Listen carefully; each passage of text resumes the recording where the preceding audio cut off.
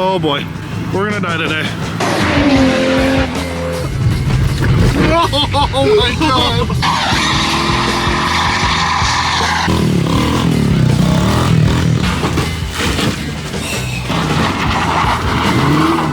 What could go wrong? I can think of a couple things that can go wrong on that.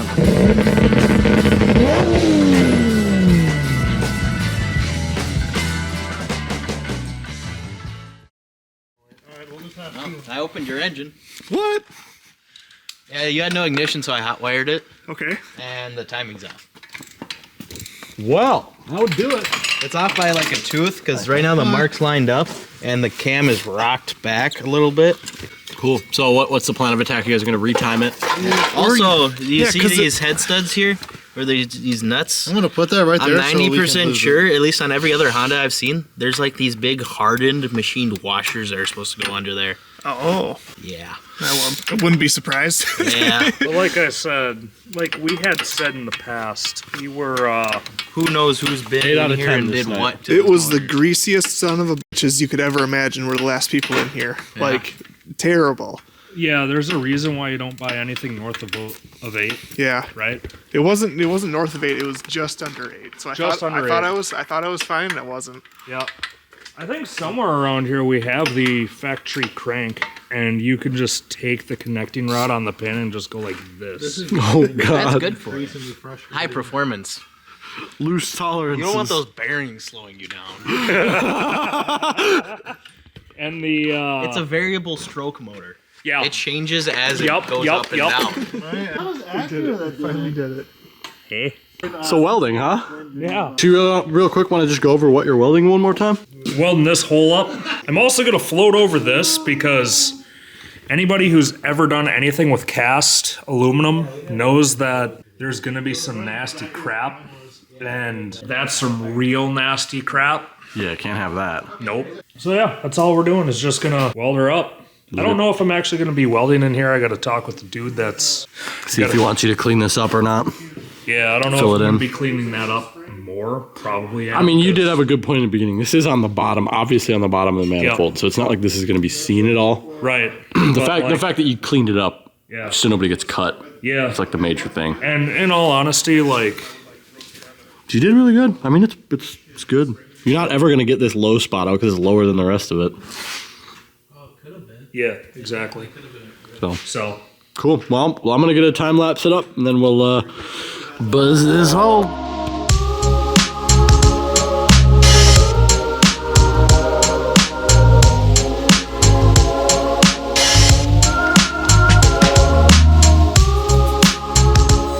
Yeah, now is the time where we find out what else we f***ed up putting this thing together. But like, if this runs today, we're 100% time trial. Each of us has to time trial this. Oh yeah. For sure. 5 sure. The break-in.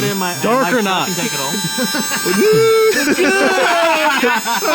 This thing pissed me off so much that I just put it in the shed and forgot about it. And then I got into snowmobiles instead, and I was like, all right, I like snowmobiles instead of 4-wheelers. I need to wheel. I've never done a wheelie on a 4-wheeler before. I feel like that's on the bucket list for sure. Oh yeah. Nope.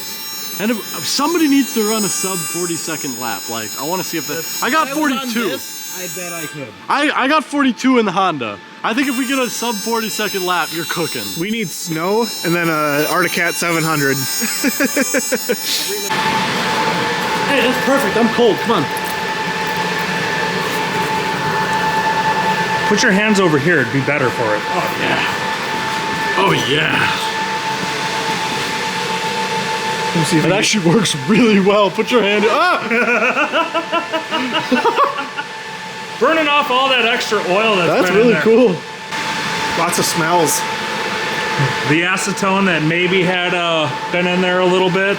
Yeah, don't lose an eyebrow. Oh, dude, I torched something. I know that. I think my beard got it. Doesn't smell it, but maybe right down here. Yeah, well, I'm gonna go right I smell burning hair, so. Hell yeah. Well, you see. And then today's video. And yeah, I kind of forgot. That's Brian. We did introduce him in a video a while back, but He's good shit. Yeah, that's Brian. Hi, I'm Brian. I'm the idiot who has the car that's really big. Yeah, this is the guy we found at Home Depot on the way up here to help us with the four-wheelers. I like weird stuff. Yeah, we definitely have to get the couch on wheels up here. The couch crawler. Couch crawler. The one contribution Dylan had. No, I came up with that name. You wanted to call it the Tall Marquise. Oh yeah, that's right. He wanted the tall marquise. Fuck that. Cut I came to up with couch crawler. cut to the footage of the video showing off this car. And tell me if we should bring that thing up here or not. Hey!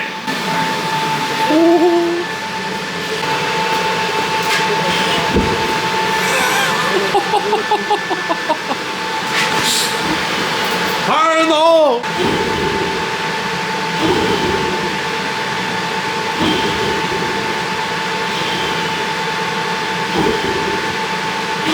That is getting so close to your face.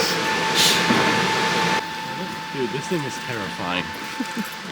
This is like the parts of a bunch of different machines together. It's a 85 Big Red frame, a TRX motor, TRX plastics, 250 SX triple tree, 200X forks, some handlebars, I don't know, some other stuff. You know.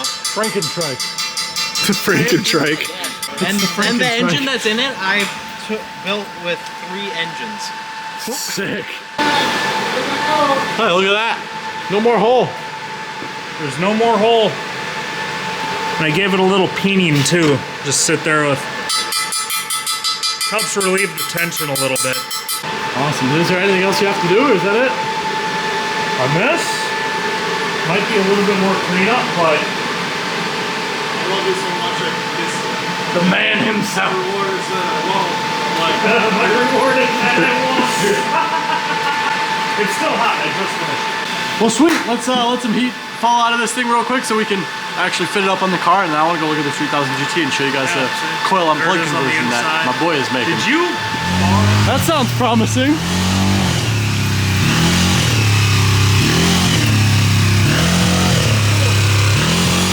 I think you need the stator. Oh, really? I'm not using my throttle position right now. Doesn't like fuel. Okay, so when I get this fired up, watch this. I'll put it to a set throttle position.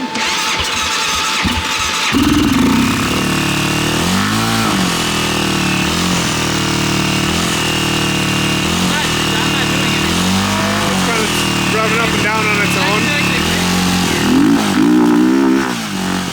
So I think it's got some ignition-based issues. Okay. So it might need a stator, it might need a pickup, it might need both, I don't know. But I think that's probably the next place to start because it doesn't seem like a fuel-related issue. Okay. I mean, the like down low RPM thing might be, but yeah, because as of right now, it revs out, but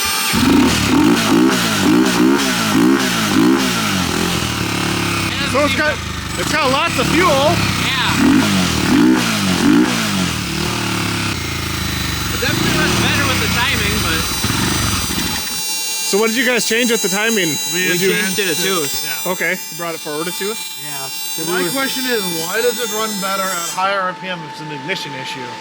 Because it's a 1-cylinder, so when if the ignition cuts, it affects it a lot, I would think.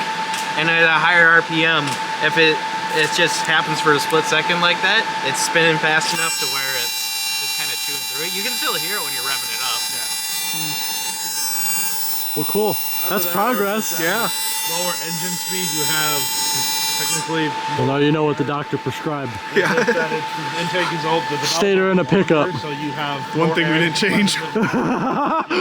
There you go. We now know that was the one part he didn't change was the stator and the pickup. Yeah, I should say that was one of the only other part we didn't do. Could be under this cover. And there's supposed to be oil in that cover, so just watch out when you take it off. Sure. Or if I come up here sometime and take it off. Yeah. Yeah, so when you come If up you- next. If you want the parts, the next time I'm up here, I'll put them in. either that or this can come with us and then you get the part. Oh no. I don't want to let her go. Oh, now that it runs magically, you don't want to get rid of it. Hey now. Technically ran I a should have bit gave you before. $20 in a hot pocket when I had a chance.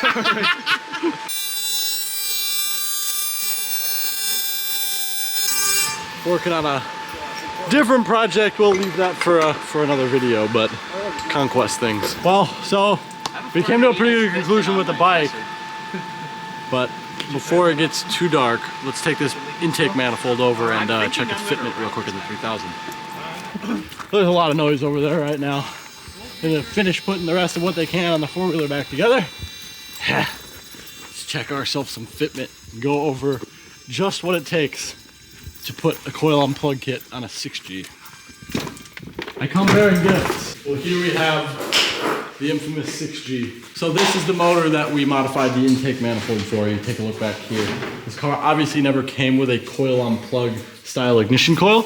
It obviously had separate coil packs, plug wires running to the plugs up top. But my boy here wanted to change that, so we'll let him kind of explain what he did here to make all this work. Yeah, so especially on this engine, sometimes the spark energy is insufficient, especially at higher boosts. So the obvious solution is to go to a coil on plug. These are actually out of a Toyota Yaris. And basically it's the same coil on plug that all the stuff goes to. This one is my test subject for modification. And as you can see, they kind of sit too high. So one of the challenges is that it is wasted spark. And so to set it up on sequential, you do need a standalone. The other challenge is to try to have the intake manifold clear, which lots of sanding. Shout out to Jake for taking care of that, and shout out to Jake for plugging this hole, which initially was for the EGR, and that's what this whole tube is, as a matter of fact. So as a component of clearing these coil on plugs, we basically need to remove all that. Obviously, I'm far from stock, and if you're looking for a stock solution, this is the wrong conversation. But yeah, so with that, we have enough clearance to successfully clear the coil on plug without a phenolic spacer, which is what some of the available coil on plug kits utilize. It just wasn't for me. Added more gaskets and that sort of stuff. So yeah, more potential leak areas and things like that. Yes. Because correct me if I'm wrong with those phenolic spacers, you run an intake gasket on both sides of them. Yeah? Yep. And on an engine that's already very prone to boost leaks, adding variables is not what you want to do, in my opinion. Yeah. So that's the workaround, is a little hacking up and getting rid of an EGR that I didn't use anyway. So hopefully it'll all work out. Yeah, I'm excited. The fact that you're building this cop kit basically from scratch. Yeah, yep. I'm speccing my parts. I purchased my own connectors. I'm going to wire and crimp. I bought all the crimping and pinning and all that. I'm effectively making an entire wiring harness to control the engine, with a few small exceptions. So obviously we're full standalone, we're speed density, we're again very far from stock. So out of curiosity, at what point would you say a coil on plug kit and getting rid of wasted spark is beneficial to making more power? Well, intrinsically coil on plug is just superior. As for a very definitive number, in my opinion, it has more to do with the amount of charge mixture. So if you're running a quicker spooling setup and you have a pretty aggressive charge in the mid-range, well then, yeah, then it could be 400 or 500 horsepower. Sure. But for me, I have Evo 316Gs, which is definitely higher revving. And with that, you still need less spark energy. And obviously, if you have other fuels like E85 or methanol or whatever, that changes the variables as well. But as a baseline, I mean, once you get above 500-600, you're probably going to have spark issues. There are some old school options that are available here and there.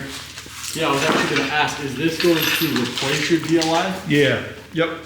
So this was the old 2000s spec solution to these problems. And basically this just has a capacitor that's energized, and then it dumps the spark energy when the coil is activated. So this is great, and it worked for me, but this didn't. So this is a temporary solution. So part of this is just aesthetics and cleanliness of engine bay, but two, its functionality. So there's a bunch of different factors why I'm doing my own coil. Less wires, less components. Yep. Simpler parts. Yep. Cool. If I may, Revenge Performance has an off-the-shelf kit that anybody can buy. And along with a fantastic write-up. Great dude, he'll take care of you. And yeah, if doing your own homebrew is not right for most people, and that's the kit I would recommend. Cool, yeah. Revenge Performance, remember that? Yep. Well, awesome. What are your goals with the car? What are you going for now? I know you said you were sitting right in that 450 to the wheels number. Are you looking to go higher? Yeah, so the car has been running successfully at about, 450 crank horse, which for Evo 316Gs is about halfway. So just with purchasing a home with the pandemic, what have you, I just kind of, ran it halfway, and it's been together. It's been great for 10,000 miles. Had a lot of fun with it. But it's time to actually push the car to what it can potentially do. So this coil unplug is a preparation component for methanol. So we're going to do methanol and a 91 octane tune. So with that, it very conservatively should make 600 all-wheel horsepower for a long time. Tuned on AEM V1 still? AEM V1, yes. It's a whole discussion. In my opinion, AEM Infinity is obviously superior, but I think the AEM V1 is underrated given its functionality and relative cost. Even though there's no support, it doesn't matter, in my opinion, because they're so cheap for this platform that it just makes sense. Yeah. There's a lot of things that people complain about with the AEM V1 that is, in my opinion, derived from a lack of understanding. I've heard so many stories even back in the day. Oh, the boost solenoid will click, and all the time the boost solenoid is trying to regulate. Yeah, well, if you know how to hook it up, it doesn't do that. Yeah. So it's kind of operator error. So anyways, yes, I'm sticking AEM V1. I think they're fine. I'm not doing anything crazy other than methanol injection, and even that is not really that high tech. So it's just a matter of getting all the wiring and outputs and all that tethered in and good. And beyond that, I have a lot of aesthetic things to take care of on the car. I just want to make it into a nice car, finally. It deserves to be. Yeah, I mean, it's been exceeding expectations for years now. It's definitely high time. Yep. Well, cool. Yeah, that was what we were working on this manifold for. I definitely want to try to get more of this car on the channel, so we'll give him his chance to finish up doing this coil unplug kit, and then hopefully we'll maybe bust the cameras back out and we go ahead and start putting stuff back together. This was actually the car that inspired me to get into 3000 GTs. Obviously, I own a few of them now, so one of them is a bit more crunched than the other, but we're making it work. You need to go after that guy. But either here nor there, just kind of wanted to show off why we were welding this manifold and what the whole purpose of everything was. And I think the coil unplug kit is super cool. Obviously, building it from scratch is definitely a feat in and of itself. So, but yeah, it sounds like they got your four-wheeler going. I literally just watched Mike with no seat on it drive it into the backyard, so I kind of want to go touch base with him and hopefully he's not hanging from a tree when we get back there. Yeah, that's fair. So I literally just watched you guys drive this thing back. What did you come to? Did you drive it? Well, it felt good under load. Sometimes those carburetors off like eBay and Amazon, they got like a vacuum-based secondary. Sure. And so that might be flaring up and causing that weird inconsistent RPM. Because under load, it felt fine. We also ran into that on my 250 where we literally spent, 2 weeks of just carb adjustments on those Chinese carbs. I ended up putting 2 spring sets. What's a good carb run? An OE carb, I spent $160 on mine. For that 400EX, you'll see them for $300-400. Oh Jesus! Yeah, they're not cheap, but they're the only way to go. That's why people put the Chinese carburetors are $20. Well, I guess that's the shot there. Is see if we can find another carb, and I want to time trial that damn thing. It'll rip. I've ridden those before, and they are rippers. They are stupid fast. Well, cool. I didn't realize how much we got done today. Yeah, we were actually productive here for once. Yeah, it was a good day. 3000 GT stuff, four-wheeling stuff, three-wheeling stuff, Honda stuff. Lots of Honda stuff. Yeah, a lot of Honda stuff. 4 different Honda stuff. Yeah, we do need to go back through, and I'll post the times that people ran on our Facebook page. So if you care, want to keep up with our time trial races, all of our posted times will be on our Facebook page. So keep an eye out. There should be a bag. And well, on that note, I think the fun's dying down for the day. We got a lot of work done. I'm genuinely surprised we got so much done. I mean, 3000 GT stuff, Honda stuff, four-wheeling stuff, three-wheeling stuff. That thing was wild. But yeah, a lot of fun today. We got two more times up on our time trial board. Like I said, if you guys want to see the results of all that, I'll post it all up on my Facebook and everything. But yeah, that's gonna do it. We're running out of daylight, so I only got a little bit more time to say this. But if you liked what you saw, you want to see more of all this, you want to see more Brian's dumbass, make sure you comment, like, subscribe. We'll see everybody next time.